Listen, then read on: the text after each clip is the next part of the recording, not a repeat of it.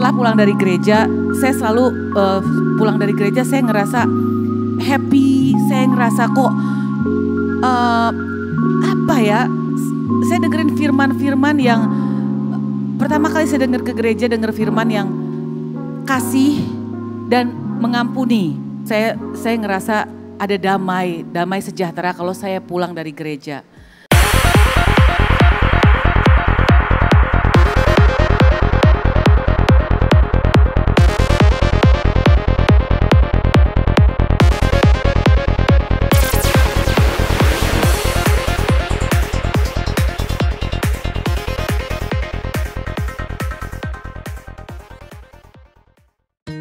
Lama tak terdengar namanya, Kiki Fatmala muncul dengan kabar telah pindah agama.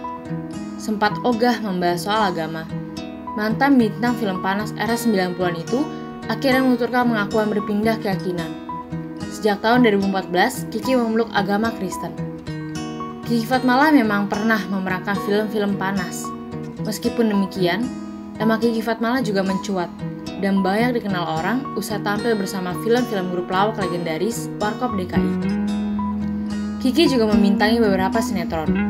Salah satu yang paling terkenal adalah Si Manis Jembatan Ancol yang sempat sangat populer beberapa belas tahun yang lalu.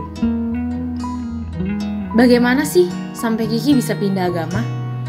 Kiki bercerita, suatu saat saya sedang punya masalah yang cukup pelik dengan keluarga saya. Di tengah masalah tersebut, tanpa direncanakan, saya berkunjung ke rumah seorang sahabat saya. Di sana, di rumah sahabat itu, tidak sengaja saya mendengar alunan musik dan lagu rohani. Pada waktu itu teman saya yang adalah seorang Kristen itu memang sedang memutar lagu rohani Kristen. Tidak tahu mengapa, saya tiba-tiba saja menangis.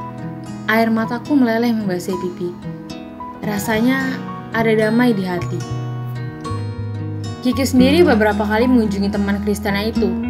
Di rumah temannya itu, Kiki meminta temannya memutar lagu-lagu rohani. Kisah ini diceritakan kembali di hadapan para jemaat sebuah gereja. Kesaksian iman ini kemudian ditayangkan di channel YouTube Gereja 1 Jam Saja pada tanggal 5 April 2021 yang lalu.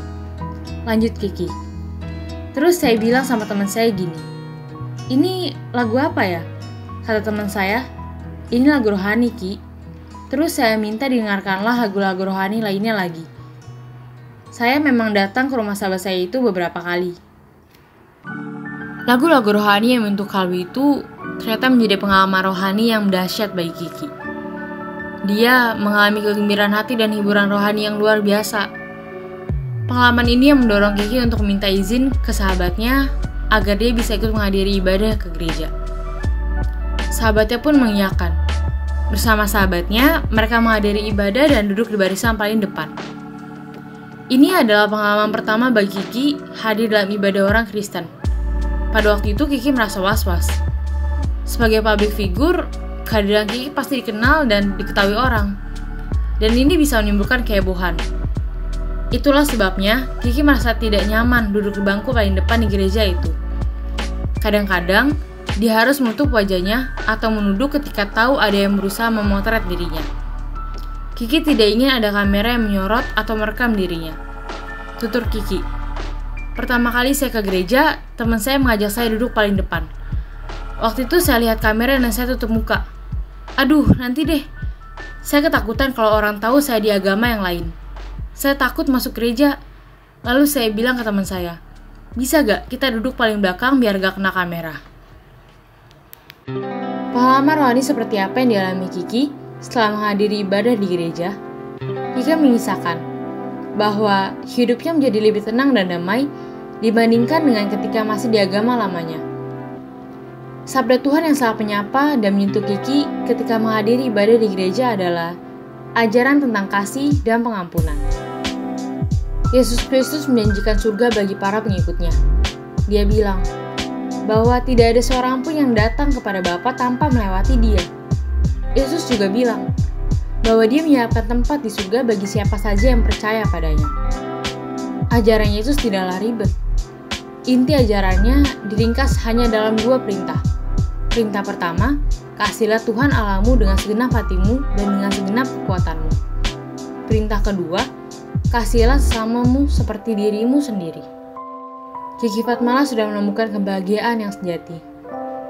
Dalam agama Kristen, Kiki merasa ada kedamaian. Kiki sungguh merasa diterima dan dicintai. Terima kasih Tuhan, kisah pertobatan Kiki Fatmala ini sungguh membawa penghiburan rohani.